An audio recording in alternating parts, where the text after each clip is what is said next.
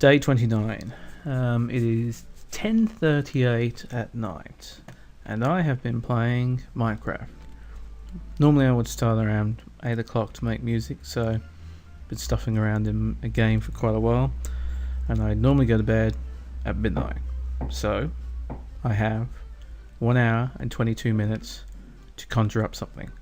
As usual, I think about how the day before went, and today I thought maybe I needed to just work on. I still want to just follow this 5/4 time signature for a little while.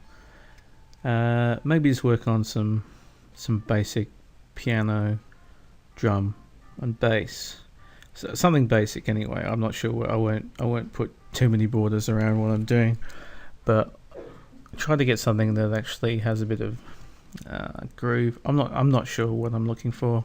Just gonna go for it, and the more I talk right now, the less time I have to do it. So let's see what I can do in an hour and 20 minutes. Probably shit all, but yeah, I'm gonna keep the drums from the yesterday. Although yesterday's video has 0 views, so nobody knows what I'm talking about. Okay, yeah. So here we go. Okay, so it has been an hour and 20 minutes. Giving myself 10 minutes to talk or whatever. I'm pretty happy with how I've gone. I feel like I'm getting some composition confidence. I can't really establish anything particularly amazing in an hour and 20 minutes, but I am trying new things, and I am sort of implementing things that I'm thinking about the next day. So okay, so let's just break this down. So I started off with, so I've been using the Cubase time signature track for the first time. It's a bit different from earlier Cubases that don't normally have this track that you can sort of set the time signature, but it helps because this is now in actual 5/4, which is good, instead of me sort of just sequencing in 4/4, but kind of with 4 bars. Sorry, 5 bars or 5. Yeah. So it's just a 2-bar rhythm repeated twice there for you. Then I added a bit of bass.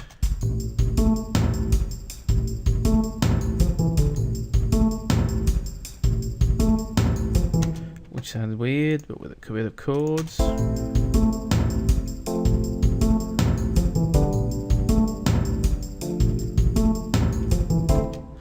And most of this stuff is played into the keyboard naturally. As I've said in several videos, I deliberately use a key that allows me to avoid using sharps, which means my fingers aren't going to be stuffing up on the piano. I mean, I probably would have been a good pianist if I'd have practiced at it, but as it goes, I'm very much a hack.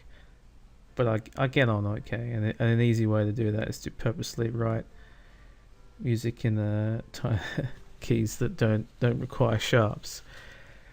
Naughty. Okay, so what else do I want to say? I've tried a bit of sort of soloing with the keyboard, but I'm not really sure. I think, okay, I'll clarify why I tried that and what I was thinking about.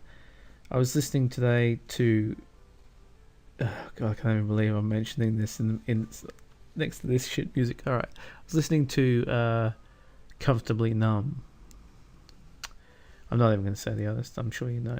And I was thinking about the expression on the Gilmour guitar, and I was thinking just how difficult it is to get anything like that with any synth.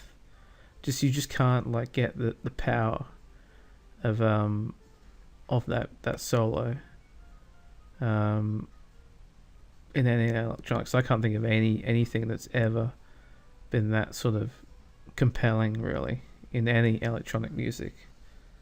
Yeah, so that led me to do a bit of soloing, and I was just mucking around trying to find a sort of but what you find is that, sorry for the half sentences, what you find is that you just because there's that lack of expression, that lack of just the sound changing, and it's not natural to sit there, like mucking around with automation. Like, it's not intuitive.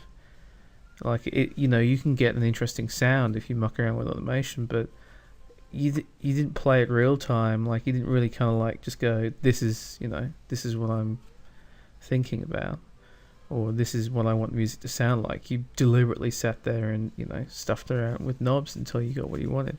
It's fine. It's just a shame because it takes the music out of what you're making here. Anyway, enough yapping about this. Okay, so what else can I say about this? It's sort of just a slight little jam. The other thing I wanted to do was when I was listening to, I don't know whether it was Pink Floyd or whatever music was. I don't often sort of you listen to a guitar and naturally you're going to be strumming different notes, like holding a chord. So I didn't ever do that. So I didn't ever get that type of sound. Like, I pretty much avoided chords pretty much all the time when I was making music earlier on in these videos, and that's something sometimes I fall into the trap of, which is why Reason is so good for me, because I always use chords and I always I compose better when I'm using Reason. I don't know why. One thing I don't like about Reason is if I were to change the preset on this Maelstrom or whatever, the problem is that it would actually probably select another type of instrument, which doesn't translate to the rewire here, so I would lose the rewire, which is a shame. Anyway, that's sort of buried in the middle of me talking gibberish, so I don't doubt anybody that cares is gonna hear. So what we're gonna hear is slight jam, and then just it gets a little bit different here, but I really don't know whether I didn't have time to elaborate on this, and I don't know whether it's just completely killing the vibe. Anyway, enough talking. Sorry for talking so much. Here is the stuff.